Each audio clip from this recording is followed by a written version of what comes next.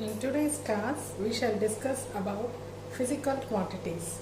Physical quantities are those which can be measured.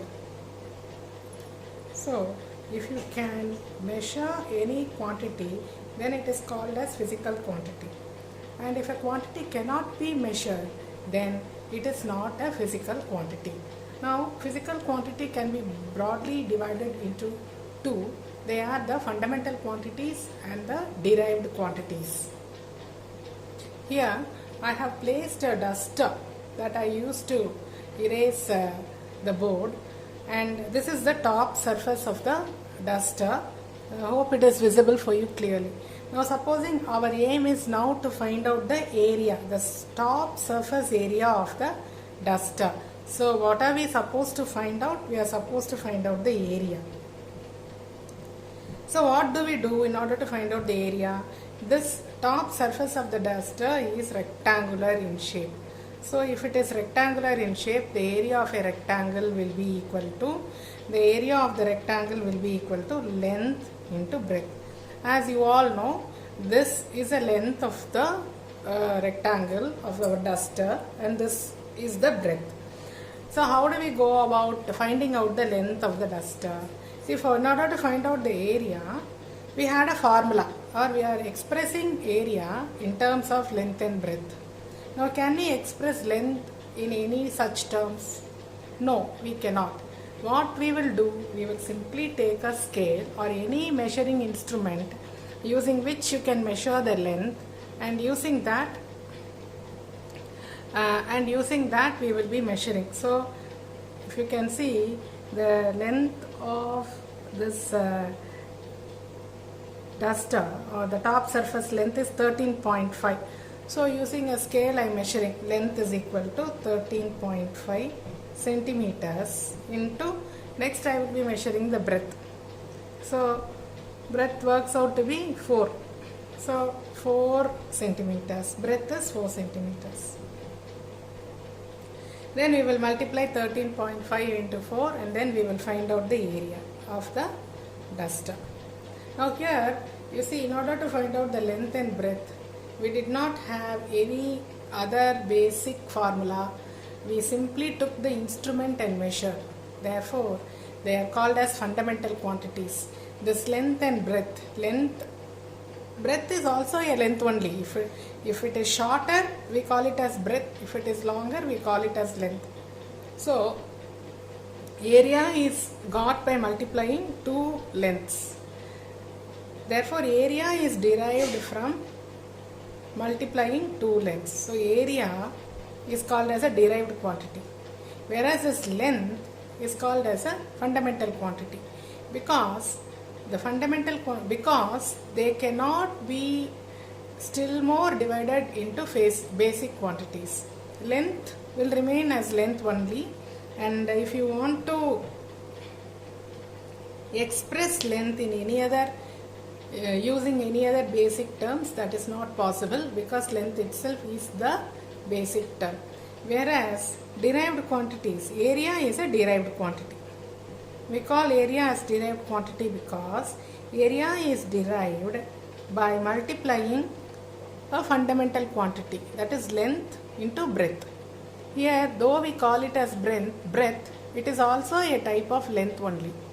Thus, derived quantities are derived from fundamental quantities, while fundamental quantities are base quantities. They cannot be derived from any other quantities. So, what are the other fundamental quantities?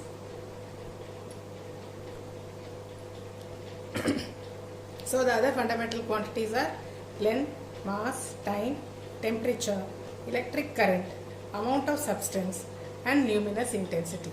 So, these are the 7 base quantities or fundamental quantities.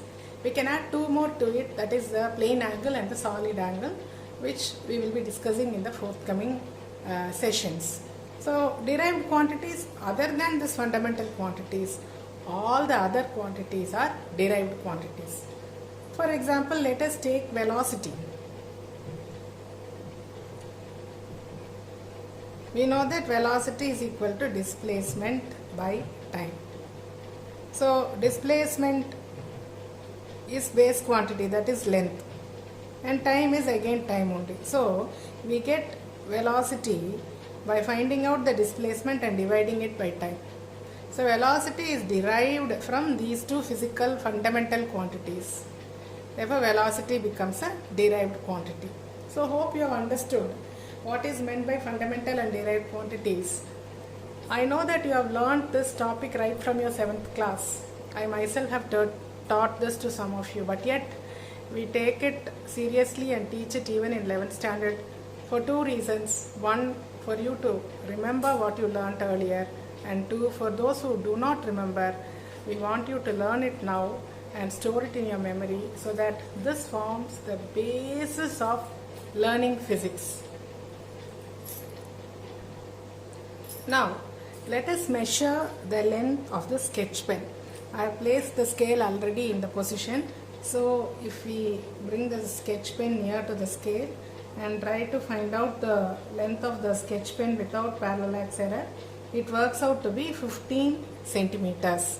So, the length of the sketch pen that we have measured now, the length of the pen that we measured is equal to 15 centimeters. Now what if I write simply, what if I write the length of the pen is equal to 15? Would you agree with me? You will be wondering, Miss has written 15, but 15 what? Is it 15 centimeter or millimeter or meter or kilometer? Isn't it? So what is the centimeter, millimeter, kilometer? They are called as a unit. So in this measurement that we have made, 15 is the magnitude and centimeter is a unit, which means that this sketch pen is 15 times 1 centimeter. That is what it means. The length of the pen is 15 times 1 centimeter, and therefore we have written it as 15 centimeter. Here we have taken a standard length to compare the entire length. The standard length that we have taken is 1 centimeter. Then we are comparing how many 1 centimeters are there in this length of the pen. There are 15 1 centimeters. Therefore the length of the pen is 15 times 1 centimeter. So the standard length that we are taking is called as the unit. That is what we call as unit. Supposing you are measuring the length of a cloth, we will tell it is 5 meters. In that case, our unit is meter. That is 5 times 1 meter. So, since you are measuring a longer length, you are using a greater unit, a larger unit. Since here our measuring object is small, we are using a smaller unit. Now, if you want to measure something even more smaller, then we will be using units like millimeters or certain units that are even smaller than millimeters, which we will be eventually studying. So, hope you have now got the idea about unit. So, how do we define unit? Unit is nothing but an arbitrarily chosen standard of measurement of a quantity, and this chosen standard quantity should be accepted internationally. Only then it can be called as a unit. Now, this unit also can be divided into fundamental unit and derived units. So, unit is divided into fundamental units and derived units.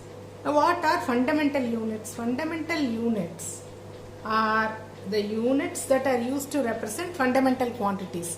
See here, length is a fundamental quantity, and you are using centimeter, meter or millimeter to measure a fundamental quantity.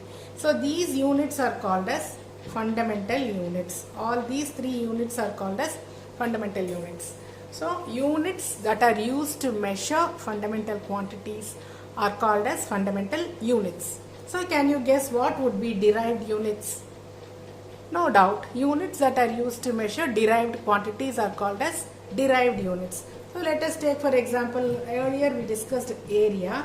So area will be equal to length into breadth. So what is the unit of length? So supposing we are using the unit meter, then length will be measured in meter, breadth also should be measured in meter. So meter into meter, that will be equal to meter square. So meter square is the unit of area. Therefore meter square is called as derived unit.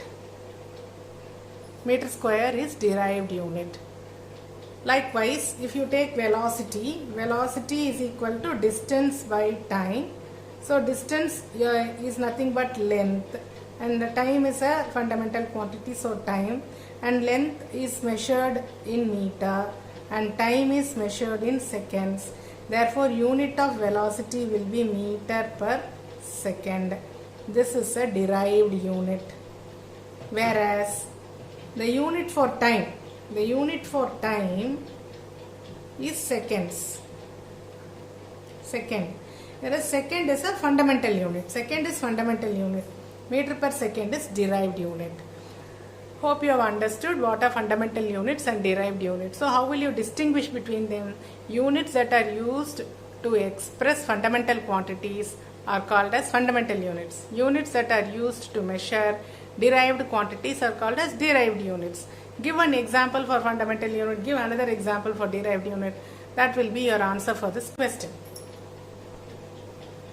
A complete set of units which is used to measure all kinds of fundamental and derived quantities is called as system of units.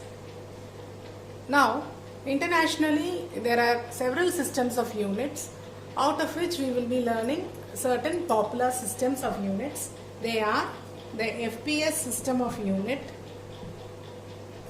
the CGS system of unit, and the MKS system of unit. Now if you have to understand these systems, or if you want to know what are the set of units that we are using in various type in these systems, FPS means it is a short form for foot, pound and second. It is short form for foot, pound and second. So in FPS system, foot is used to measure length, pound is used to measure mass, and second is used to measure time. Therefore it is called as FPS system. In the case of CGS system, C stands for centimeter, G stands for gram, while S stands for second. That means in this system, CGS system, we make use of centimeters to measure length, we make use of gram to measure mass, and we make use of second to measure time. So this system is therefore called as CGS system. So can you guess what would be MKS system?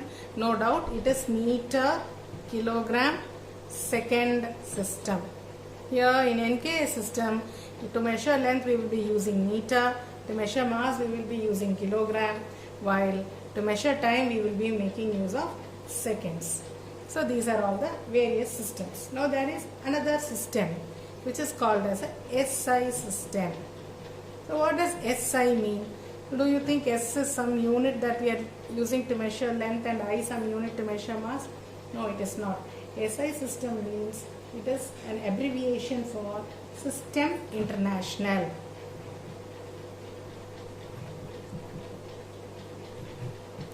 That means this is a most modern system of units that has been accepted by all the scientists all over the world. Therefore it is called as System International, and it is accepted so widely by the scientists because it has got such standards in it, which I will be discussing in the next video. Thank you.